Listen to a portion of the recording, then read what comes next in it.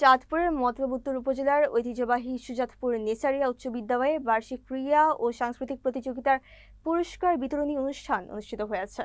রবিবার বিকেলে স্কুল প্রাঙ্গণে আয়োজিত এই অনুষ্ঠানে প্রধান অতিথির বক্তব্যে জেলা শিক্ষা অফিসার বলেন, বাংলাদেশ পরিবর্তনের লক্ষ্য নিয়ে এগিয়ে যেতে হবে।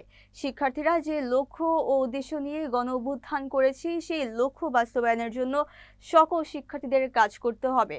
তা না হলে মানুষের আশা আকাঙ্ক্ষা বিফলে যাবে। সামনে যে নির্বাচন হবে তাকে গণভোটে হ্যাঁ দিলে দেশের জনগণের উন্নয়ন হবে এবং জবাবদিহিমূলক শাসন প্রতিষ্ঠা হবে। যদি না ভোট জয়ী হয় তাহলে গণ অভ্যুত্থান বিফলে যাবে।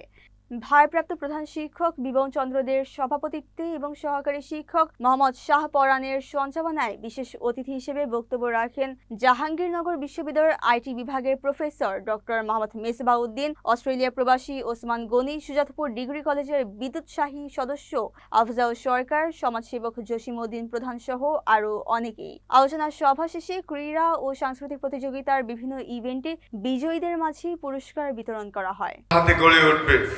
তোমাদেরকে নিয়ে এটা আমাদের প্রত্যাশা, সেই প্রস্তুতিটা তোমাদের নিতে হবে। কয়দিন আগে ওই যে আমাদের শীতকালীন খেলা জাতীয় শিক্ষা সপ্তাহ, সেখানে যদি তোমাদেরকে জেলা পর্যায়ে আমরা পেতাম তাহলে আমাদের কাছে আরেকটু ভালো লাগতো। আমি